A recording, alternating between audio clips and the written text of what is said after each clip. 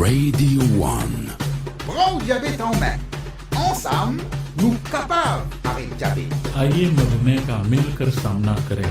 Prends le diabète en main, la vie ne s'arrête pas avec le diabète. Tous les mercredis de 10h30 à 11h. Et bonjour à tous, et pour ce mercredi, comme chaque dernier mercredi tous les 2 mois, c'est à partir de 10h et des poussières que vous avez l'opportunité, et nous avons le plaisir de vous retrouver en direct du studio de Radio One pour une émission d'interaction avec la population mauricienne, avec les auditrices, les auditeurs de Radio One. Nous sommes d'ailleurs live sur le Facebook stream de Radio One. Je vous salue tous. Et vous arrivez bien sûr à avoir la possibilité de nous faire part de vos commentaires, de vos suggestions, de vos critiques aussi, parce que vous savez, la critique nous permet de nous améliorer. Aujourd'hui, nous avons comme thème, dans le cadre de ce mois de la maladie d'Alzheimer, et avec lequel nous avions commencé ce mois-ci avec le docteur Amina Sorifan, qui est également présidente et cheville ouvrière de l'Alzheimer Association Mauritius. Bonjour Amina. Bonjour. Comment ça a été ce mois? Plein d'activités, plein de choses à faire? Beaucoup à faire, beaucoup d'activités, mais beaucoup de joie, beaucoup de rencontres. Et bon, ça continue jusqu'à la fin de la semaine. D'accord, on va en parler parce que à la fin de la semaine, l'association propose une conférence publique sur la maladie d'Alzheimer. En tout cas, bravo pour ces initiatives et en parler. Je crois que c'est important. Et à mes côtés aussi, nous avons Damien Stessuk, le docteur Damien Stessuk. Ça fait longtemps qu'on ne l'avait pas vu. Il sait se faire rare parce qu'il sait très bien que ce qui est rare est de plus en plus précieux. Donc, il se fait la star. Ok, d'accord, Damien. On veut vous permettre de cela parce que vous êtes un des piliers de l'émission. Bonjour Damien. Bonjour Jean-Marie. On va parler bien sûr aujourd'hui, vous l'aurez deviné, du lien entre la condition diabétique et la maladie d'Alzheimer, parce que ce lien est bien établi. Nous verrons ça tout à l'heure avec nos invités. Mais avant toute chose, je vais saluer de l'autre côté là-bas. Bonjour Prianta, ça va? Bonjour. Un rappel rapide des numéros de téléphone, des contacts, des services offerts par l'APSA tous les jours de leur centre de traitement pour les diabétiques de Trianon. Voilà, alors le numéro de téléphone c'est le 467 58 58 ou vous pouvez nous appeler sur le 136. Alors si vous êtes diabétique, n'hésitez pas à venir chez nous à Trianon. Nous avons notre food care clinique, nous avons nos ateliers de nutrition qui se font chaque jeudi. Nous avons également des consultations avec des professionnels de santé, dont des médecins, des podologues, des diététiciennes, mais aussi on offre des sessions de neuroréhabilitation. Alors je rappelle à nouveau le numéro de téléphone de APSA, c'est le 467 58 58 ou le 136. Nous sommes ouverts de lundi à vendredi de 8h à 15h30. Radio One. Prends le diabète en main, ensemble, nous capables avec le diabète. Sur Radio One. Oui, vous écoutez Radio One et vous avez bien raison, d'autant plus que nous parlons du diabète, de la condition diabétique et de la maladie d'Alzheimer ce matin. Et puis, pour rajouter à ce que Prianta vient de nous dire, même si vous n'êtes pas diabétique, mais vous avez un doute, une doutance, vous pouvez prendre contact avec APSA et la prise en charge vous sera acceptée. Il ne faut surtout pas entrer dans la culture du déni. Moi, pas casse la tête avec lui, pas capable de moi ça. Même s'il est là, moi pas casse la tête et moi pas pense au tracas. Mais lui, il vous prend au tracas, pas peur, et quand il est là pour venir. Donc je vous rappelle aussi que vous pourrez tout à l'heure nous appeler. Marley est à son poste, fidèle comme à l'habitude, sur le 210 8 9 10 à partir de 10h35 45. Aujourd'hui, spécialement, comme vous le savez, notre émission est désormais parrainée comme partenaire Mantra Wellness. Nous aurons la première distribution des bons d'achat que vous avez remportés pendant tout le mois de septembre, et nous avons un représentant de Mantra Wellness qui viendra remettre en direct et devant les caméras, à la radio, les bon d'achat que 3 ou 4 ou 5 même personnes ont remporté. Et celles qui n'ont pas pu faire le déplacement, nous les appellerons pour leur confirmer la bonne nouvelle. Tout de suite, nous rentrons dans le vif du sujet avec Damien Stessuk. Le sujet du jour, je vous le rappelle, c'est conditions diabétiques et maladie d'Alzheimer. Et Alzheimer est souvent associé, lorsqu'on en parle, lorsqu'on ne veut pas trop cacher, etc., à une situation, une démence, ok, et ça affecte le cerveau. Comment est-ce que, Damien, faire le lien entre le diabète et le cerveau? Alors c'est une excellente question et c'est vrai, c'est ce que je répète à chaque fois que je suis là, c'est que le diabète n'est pas une maladie du sucre, mais vraiment une maladie des vaisseaux et du cœur. Et là où il y a des vaisseaux, le diabète peut faire des ravages. Et donc il y a énormément de vaisseaux sanguins dans le cerveau et donc par définition, le diabète peut impacter le cerveau de plusieurs façons. Il faut savoir que le diabète, on va dire, peut engendrer une hyperglycémie, c'est-à-dire qu'un trop fort taux de sucre dans le sang, qui va créer un stress oxydatif et voire même des petites lésions au niveau des toutes petites artères, ce qu'on appelle la microangiopathie. Et donc ça va résulter que dans le cerveau, il y aura des zones d'hypovascularisation ou d'ischémie, c'est-à-dire qu'il n'y a même pas de sang qui passe, et on va perdre en matière grise. Les fonctions du cerveau. Exactement. Et donc, on va dire, quand c'est une toute petite artériole qui est touchée, ça ne va pas être symptomatique tout de suite. C'est quand il y en aura plusieurs qui auront été bouchées, des zones de plus en plus larges qui vont manquer de sang et de nutriments, qu'à un moment donné, il y aura des symptômes. Alors les premiers symptômes sont les oublis, ou des pertes des fonctions, on va dire, supérieures. On savait très bien faire des choses, on sait moins bien les faire. Et ça, généralement, c'est la famille qui s'alerte en premier. Et donc, évidemment, ces symptômes-là, dès que vous les voyez chez un membre de votre famille ou chez quelqu'un que vous côtoyez, surtout prévenez votre médecin. Alors, il y a une autre complication, malheureusement, c'est que dans le diabète, il y a des traitements du diabète.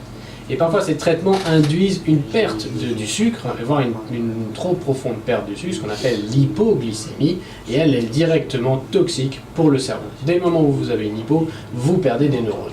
Et avec le cumul des hypoglycémies, vous pouvez carrément développer une démence. Donc ça, je crois que c'est informatif, c'est intéressant, mais ça fait, j'espère que ça va faire prendre conscience. Je vais me retourner directement vers la personne qui convient à cette situation. Docteur Amina Sorifan, vous avez écouté votre collègue et confrère parler. Maintenant, faisons le lien entre votre spécialité, et qui est notamment la maladie d'Alzheimer, entre ces difficultés rencontrées potentielles et réelles, la plupart du temps, par le patient diabétique et la maladie d'Alzheimer. Comment est-ce que ce lien se fait? Alors, définitivement, le facteur de risque, un des facteurs de risque de la démence et de la maladie d'Alzheimer, le diabète. Alors, tout ce qui, comme a dit notre collègue hier, que le problème des vaisseaux. Donc, tout ce qui est des maladies cérébrovasculaires vont engendrer vers un risque plus fort.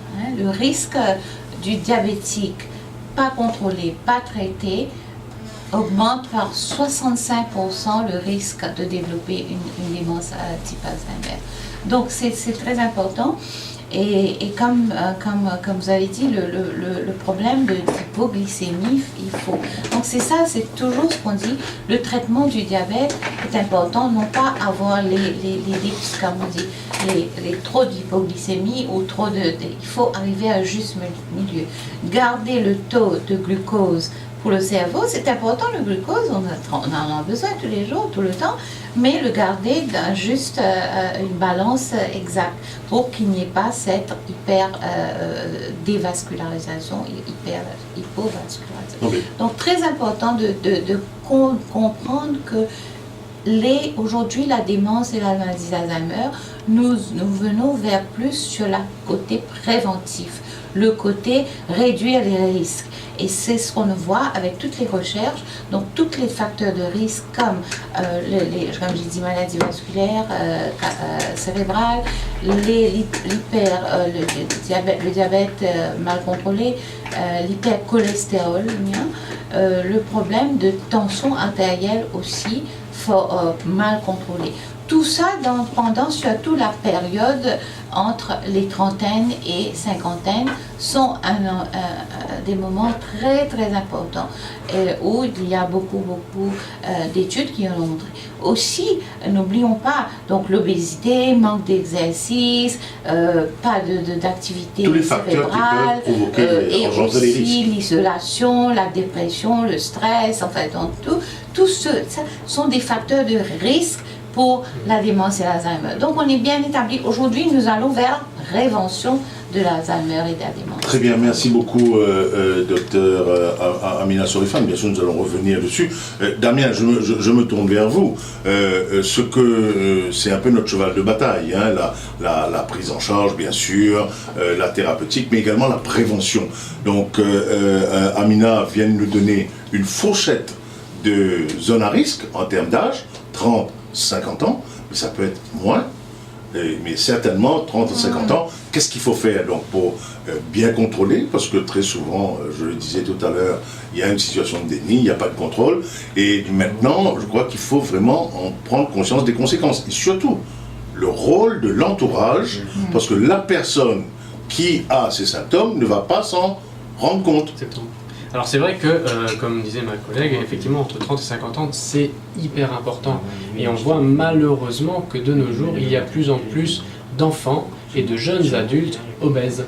Et il faut savoir que quand on va dire, à la source du problème, il y a souvent ce qu'on appelle l'insulino-résistance. Ça veut dire que comme on a un surpoids ou un peu trop de matière grasse en soi, eh ben notre corps va produire plus d'insuline, du coup notre corps va devenir résistant à l'insuline, et s'il résiste à notre insuline, notre matière grasse va devenir toxique et donc inflammatoire. Et ces cellules inflammatoires vont peut-être même générer, ou il y aurait apparemment un lien selon certaines études, avec une inflammation cérébrale qui favoriserait les dépôts bêta-amyloïdes qu'on appelle couramment dans la maladie d'Alzheimer.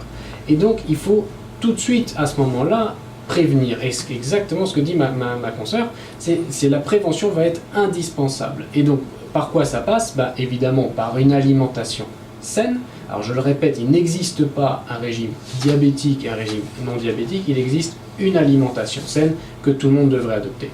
Le sport, l'activité physique est extrêmement important. La sédentarité malheureusement cause des ravages et donc il faut pousser vers une activité physique régulière. Forcément, si vous êtes déjà malade, il faut adapter votre activité physique et donc parlez-en avec votre médecin.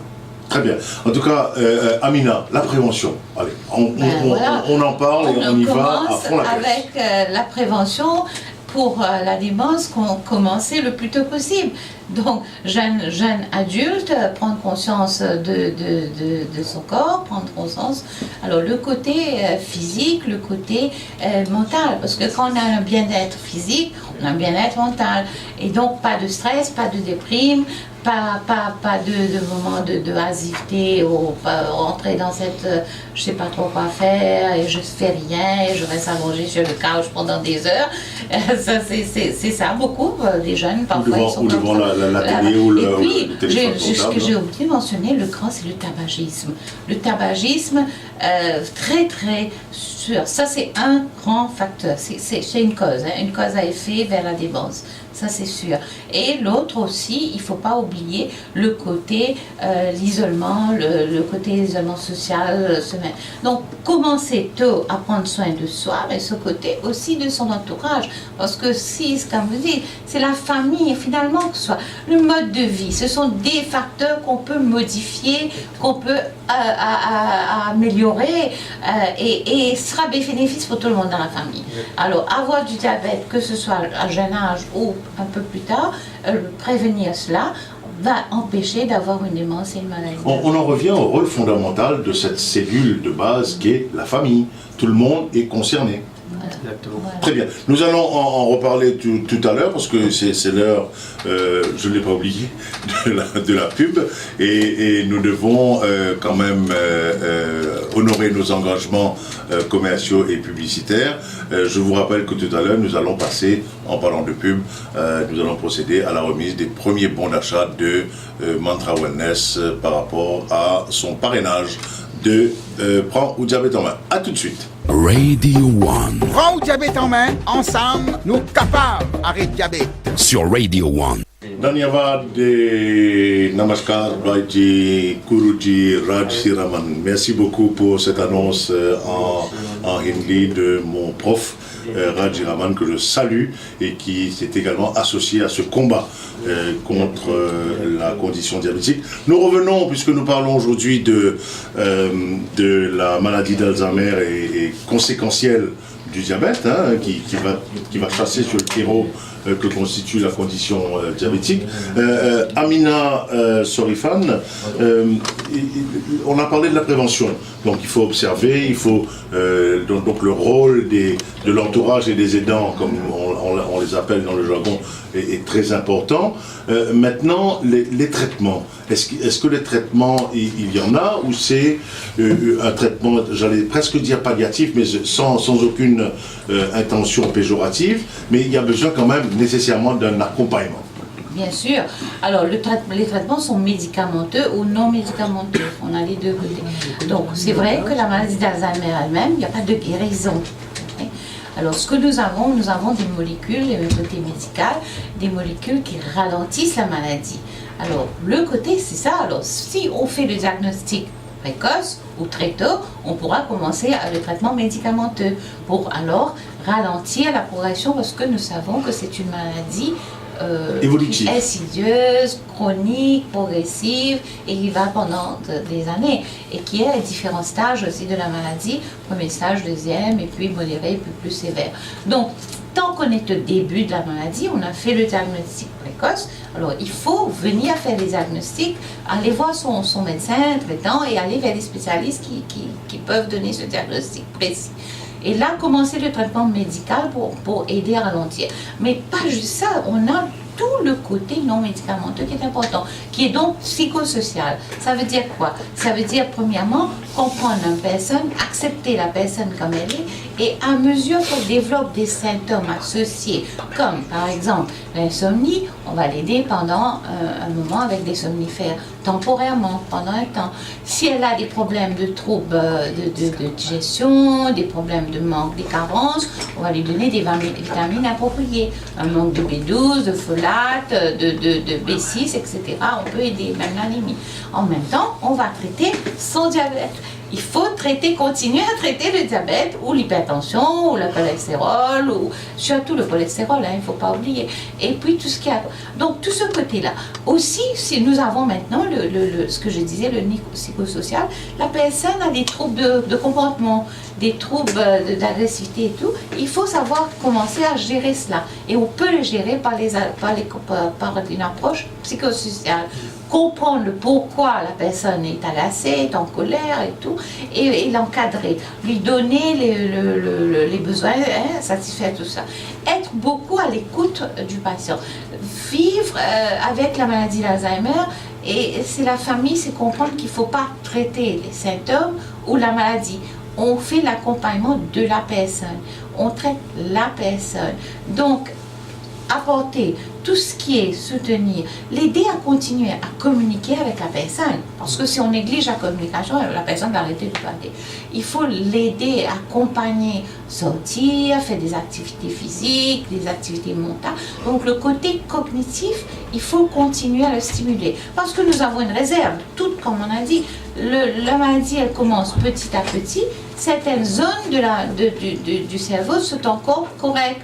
Il y a des moments de lucidité très bien dans la personne. Donc, il faut garder, il faut préserver tout ce qui est normal, qui n'est pas affecté, et continuer. Donc, cognitive, stimulation, on a des trucs comme la musique, le yoga, les exercices, la communication verbale et non verbale, n'oubliez pas, le toucher, mais beaucoup, rester dans le respect, le confort, l'affection, l'amour, prendre soin de la personne comme il faut. C'est ça qu'il faut comprendre. Non pas, il n'y a pas de pilule. S'il y avait une pilule magique, on ne serait pas là. Et comprendre que traitement et tout ce que nous apportons autour de cette personne. Donc, si j'ai bien compris, Amina, il est important de continuer à entourer la personne, être en fait sa bouée de vie et d'oxygène et de socialisation, over and above, comme on dit, le traitement purement médicalisé. Amina nous a parlé du traitement du diabète. Elle a formulé la question que j'avais pour vous, Damien. Merci Amina. Effectivement, c'est problématique, vu les conséquences qui peuvent y avoir et que l'on connaît autour de la maladie dégénérative que l'Alzheimer. Pour un patient diabétique, il faut encore plus d'encadrement. En 2 mots, il faut encore plus d'amour et de dévouement. Exactement. Et aussi savoir ne pas traiter quand il ne le faut pas.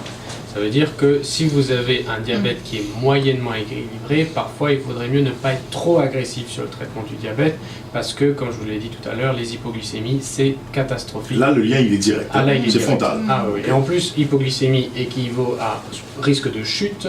Une personne qui chute est une personne, surtout si elle est avancée en âge, elle peut se casser un os et là devenir carrément grabataire et ça devient catastrophique. Donc il faut savoir justement associer les bons traitements. Ça veut dire que si le médecin a traité la maladie d'Alzheimer, de mettre en place un traitement antidiabétique qui est associable. Ou en tout cas de voir si par exemple il a hypertendu, que son traitement de l'hypertension soit bien régulé, etc.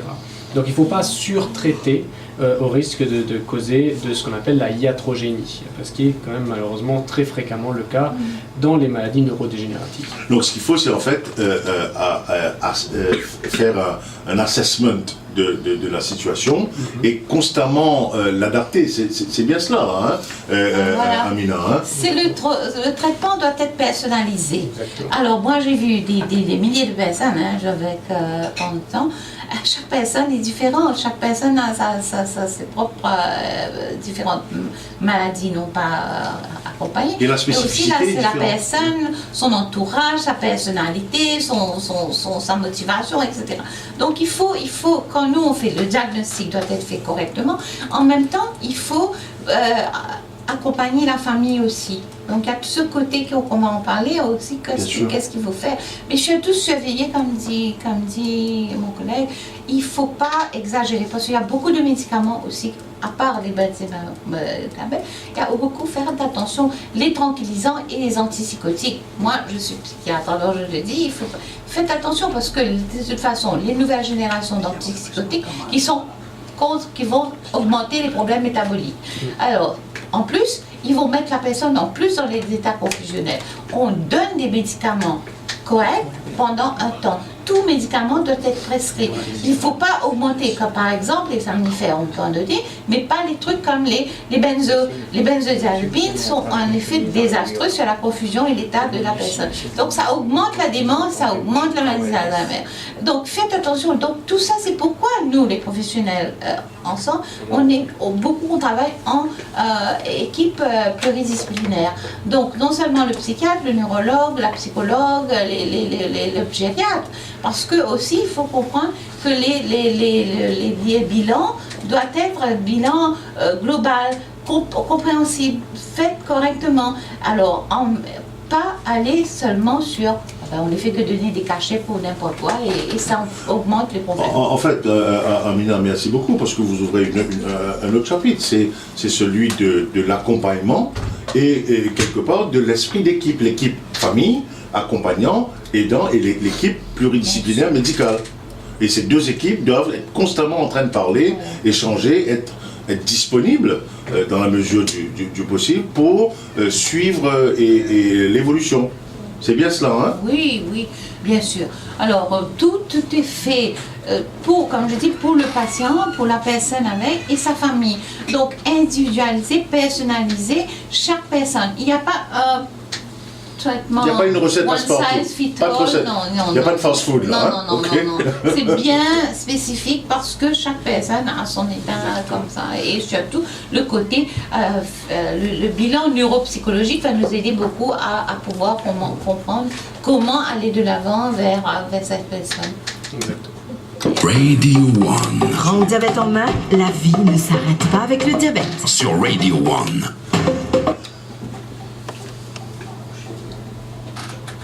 La vie, bien sûr, la vie, et heureusement, elle ne s'arrête pas avec le diabète ni avec la maladie d'Alzheimer. Au contraire, c'est une occasion de se regrouper, d'être solidaire, d'accompagner, de se parler et d'assumer la fonction d'animal social que l'humain est et pas celui qui, ces derniers temps, passe son temps devant son écran de télévision, son écran de smartphone, son écran etc., de tablette et tout. Donc, nous arrêtons un tout petit moment parce que nous avons le plaisir, et je vous l'ai annoncé tout à l'heure, comme vous le savez, l'émission bénéficie du soutien et du partenariat de Mantra Wellness. Et nous avons Sunil Assamal qui nous a rejoint en studio. Sunil, bonjour, bienvenue et surtout merci d'avoir fait le déplacement. Vous êtes très occupé, vous avez beaucoup de choses à faire, entre autres de parrainer cette émission. Mantra Wellness, c'est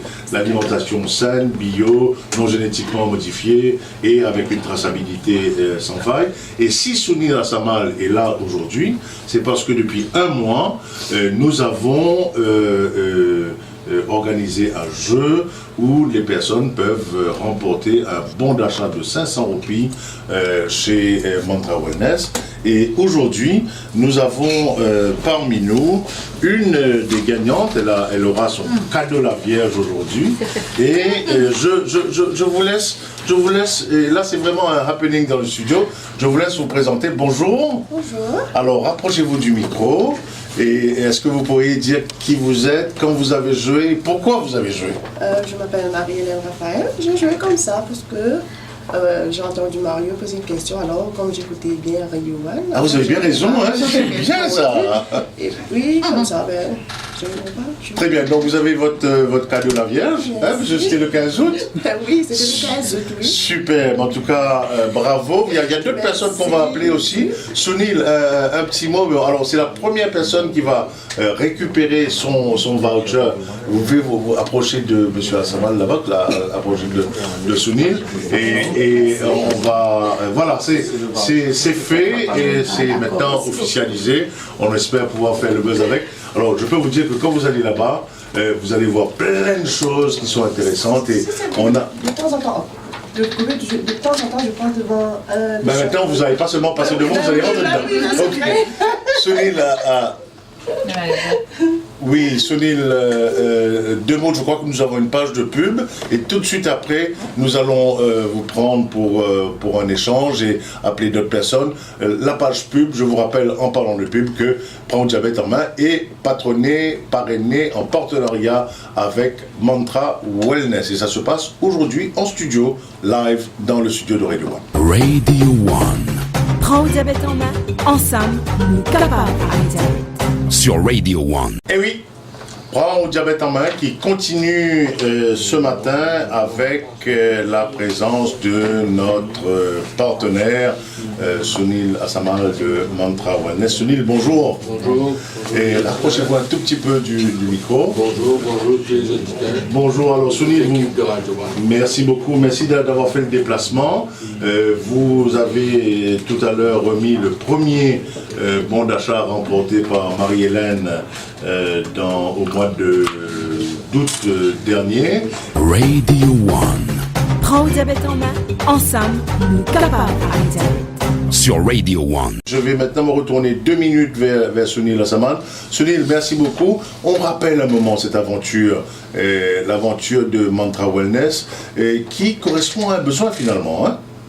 Absolument, je crois que être importateur de produits bio et de produits non génétiquement modifiés aide certainement à le public nourricien de pouvoir consommer mieux. Aujourd'hui, on voit que le génome, par exemple, du blé est 10 fois plus complexe que le génome de l'être humain. Donc ça veut dire que si on commence à manipuler le blé, à faire des choses ou ne pas mettre des insecticides ou des pesticides, on sort avec un beaucoup meilleur produit qui est mieux pour la santé. Et malheureusement, on consomme mal et je crois que ça a une répercussion sur la santé après surtout. Donc je crois que c'est très nécessaire cette rigueur d'acheter des produits corrects pour son alimentation. Sunil, l'aventure Mantra Wellness a démarré quand et maintenant vous en êtes où? Nous sommes à la 5e année d'exploitation et nous avons aujourd'hui plus de 1000 produits que nous apportons régulièrement et que nous faisons aussi certains localement. Par exemple, le Moringa Bio, c'est-à-dire le morum pour le thé, pour les infusions, on fait localement. On aussi fait l'huile de coco, on fait la vanille locale, donc on travaille avec des producteurs locaux et aussi, donc ça a démarré en 2014. Alors vous avez des boutiques branded Mantra Wellness, où est-ce qu'elles se trouvent? Elles se trouvent à Port-Louis, à Roseville, à Fic-en-Flac et à Grand B. Et les produits sont également disponibles en grande surface, en supermarché, dans les... Absolument, absolument, dans quasiment tous les supermarchés de l'île, toutes les grandes, sans nommer les noms, presque tout. Très bien. En tout cas, Sunil, merci beaucoup. Merci beaucoup d'avoir fait le déplacement. On tenait à marquer de manière particulière notre association, Prends Diabète en main, Radio One et tous nos partenaires avec Mantra Wellness. Donc Mantra Wellness qui est pour la promotion d'une alimentation saine, bio, traçabilité. Il y a une chose qui m'a beaucoup frappé quand j'étais venu chez vous pour acheter les produits à l'époque, je me souviens, c'est ce que vous appelez from farm to fork, donc la traçabilité des produits que vous avez. Et ça, c'est un concept intéressant parce qu'il n'y a pas d'intermédiaire, vous allez directement chez le fermier. Absolument. Je suis heureux de dire j'ai eu l'occasion de voir en Inde l'approche de 24 Mantra organiques, comment ils font l'achat des produits, comment ils financent les planteurs à travers délivrer les graines, etc. Donc vraiment c'est un travail complexe mais qui donne ses fruits et ses cocos, c'est l'appellation from farm to fork. Et c'est un cercle, ce qu'on appelle un cercle vertueux. Absolument. Très bien. En tout cas, merci beaucoup. C'était Sunil Assamal, le big boss, le CEO de Mantra Wellness. Merci beaucoup, Sunil. Bien sûr, on va reparler de Mantra Wellness, on va reparler de ses bienfaits, mais nous allons maintenant aller vers la fin de l'émission. On va continuer et conclure avec nos invités, Dr Amina Sorifan et Dr Damien Stessuk, juste après ceci. Radio One. Prends diabète en main, ensemble, nous capables avec diabète. Sur Radio One. Parenthèse, mangez bien, mangez bio, mangez sain, avec notre partenaire Mantra Wellness, représenté par Sunil Assamal. Nous arrivons dans les dernières minutes de cette émission. Je voudrais me retourner vers Amina pour parler de votre association, et l'association Mauritius Diabetes Association. Association Excusez-moi. Vous savez, ça c'est tellement normal. Voilà, diabète, prendre diabète en main. Alzheimer Mauritius Association. Ok? Vraiment, excusez-moi. Association Alzheimer de Maurice. Association Alzheimer de Maurice, 1000 excuses, mais comme on a fait le lien avec le diabète, donc ce n'était qu'un lapsus qui illustrait ce lien. Voilà, très bien. Donc, votre association, elle existe depuis quand et elle fait quoi? Elle propose quoi? Alors l'association, elle est là, enregistrée depuis plus de 10 ans, mais vraiment on a été actifs pendant les 8 dernières années, parce que nous sommes basés à Belle-Rose, dans la côte du couvent de Belle-Rose, et le centre est là. Nous avons un centre de jour, donc nous accueillons les personnes avec la démence et l'Alzheimer, lundi à vendredi, où nous donnons les soins et surtout faire des activités cognitives et prendre en charge et le diagnostic, etc. Donc nous avons une équipe pluridisciplinaire. Ça, c'est le grand travail. Donc ça, c'est les gens qui viennent le matin et Le repartent l'après-midi. matin, ils sont déposés par la famille, donc qui est le matin, et nous, on prend toute la responsabilité d'accompagner, de faire de sorte que cette personne reste aussi longtemps possible autonome et indépendante, donc vivre avec son Alzheimer ou sa démence. Et les accompagnants, les aidants, la famille sont également sensibilisés à ce que vous faites? Beaucoup de travail, bien sûr. Donc la famille est toujours en contact parce qu'ils viennent le matin déposer et l'après-midi récupèrent. Donc ils ont un moment pour parler, discuter avec les aidants. Mais aussi, il y a des moments où on a des groupes de soutien qui se font régulièrement quand ils en demandent. Des sorties ensemble? Oui. Sorties des patients. Alors pendant tout ça se fait, les activités avec les personnes, les patients, mais surtout cet accompagnement, ce soutien, donc le groupe de soutien, les Parent Support Group qu'on appelle. Donc à n'importe quel moment, ils peuvent venir aussi demander de l'aide. Ils ont des rendez-vous bien précis avec les psychologues, les thérapeutes. Donc nous avons l'ergothérapeute, l'orthophoniste, le psychologue, l'animopsychologue, le médecin, moi-même et autres, et la nurse, les aidants. Donc nous accueillons, c'est un service gratuit, donc ils viennent passer le temps, ils ont le petit-déj, les activités, ils ont déjeuner ensemble, et puis le thé avant de partir. Donc c'est vraiment comme si tout cela.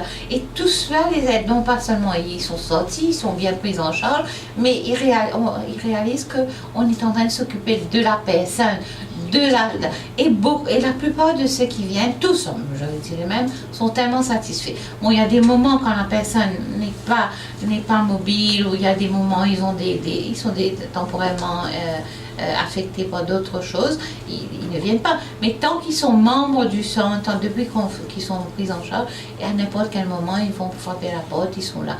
Donc c'est garder le contact avec eux et garder la famille pour qu'ils ne se sentent pas seuls et délaissés. Parce que c'est beaucoup pour les dents, être seul avec sa personne vivant avec Alzheimer. C'est clair. Alors vous avez dit tout à l'heure que c'était gratuit, mais pour ceux qui l'utilisent, mais vous avez besoin de fonds. Donc comme vous êtes avec nous en direct, alors, je demande profitez-en, le micro vous est ouvert. Ah ben oui, je demande les bons donateurs, ceux qui m'entendent, naturellement. Nous sommes une ONG enregistrée et nous faisons le travail bien.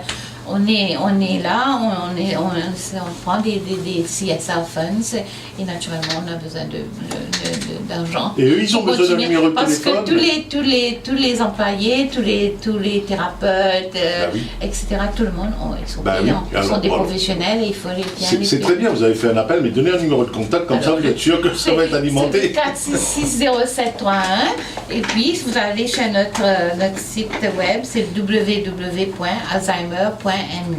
Et alors voilà, et venez vers nous. Allez, venez en foule. Amina, vous organisez vendredi, dans le cadre de ce mois de l'Alzheimer, une conférence publique. Les détails de cette conférence? Alors, pendant ce mois de septembre, qui est le mois mondial d'Alzheimer, nous avons eu plein d'activités et par exemple, parler avec le média comme on le fait, les petits ateliers avec les médecins et les aidants, on a avec les familles, mais des sorties avec les patients et autres. Et vendredi, ça se termine, donc le mois d'Alzheimer se termine vendredi par une grande conférence publique qui va se faire à Eben, au Tower One PPML. Et là, à partir de 13h30, nous accueillons les personnes et nous aurons les invités de marque, dont le président par intérim, son excellence, Barlen Bayakuri, que je salue au passage. Et le conférencier va être un collègue de l'ISER, qui est le docteur Jean-Marc Echen, qui va parler sur la prise en charge globale de la maladie d'Alzheimer. Et cette conférence, elle est gratuite? Gratuite, accueille tout le public, tout le monde, venez en foule, on est là. Très bien, alors on rappelle aussi quand même, c'est très bien d'organiser une journée, une semaine ou un mois, mais l'Alzheimer c'est tout le temps. Donc il est important de ne pas baisser la garde et d'être toujours en mode prévention, en mode dépistage, en mode accompagnement. Définitivement, tout ce qu'il faut, donc toutes les personnes qui ont eu des messages, observer, prendre charge et combattre continuer à combattre l'ignorance, la stigmatisation et le tabou. Parce que même quand on dit aujourd'hui, le thème ce mois-ci, cette année a été chaque 3 secondes dans le monde, quelqu'un a une démence. Et nous avons 50 millions de personnes dans le monde avec la démence et l'Alzheimer. Et à Maurice, on estime à entre 12 000 à 15 000 personnes avec une démence et une Alzheimer. Donc, il faudrait que tout le monde réalise que comme le diabète, la maladie d'Alzheimer, ça peut arriver à n'importe qui. Et nous devons être ensemble. Et ensemble, on fait des merveilles. Très bien. Merci beaucoup en tout cas à Amina. Le mot de la fin au docteur Stéchu, puisque on parle de diabète maintenant, par rapport, pour éviter cette dérive vers la condition d'Alzheimer, même quand on ne peut pas l'éviter, mieux l'accompagner. Un conseil juste pour terminer, parce qu'il va bientôt être 11h et Daniela et Richard Monique sont dans le studio et sont en train de faire le pied de grue. Ouais, alors juste un mot, le dépistage. Si vous n'êtes pas encore diabétique, faites-vous dépister pour le diabète. Si vous êtes diabétique, faites-vous dépister pour les maladies neurodégénératives. Merci beaucoup, c'était le mot de la fin avec Dr Damien Stessuk. Merci à tout le monde, à tous ceux qui ont permis, et merci à tous les internautes qui nous ont envoyé leur appréciation sur Facebook. Il est 11h, vous écoutez Radio One. C'était le Prends le diabète en main spécial maladie Alzheimer. Bye bye. Radio One. Prends le diabète en main. Ensemble, nous capables d'arrêter le diabète. आइए मधुमेह का मिलकर सामना करें. Tous les mercredis de 10h30 à 11h. Prends le diabète en main, la vie ne s'arrête pas avec le diabète.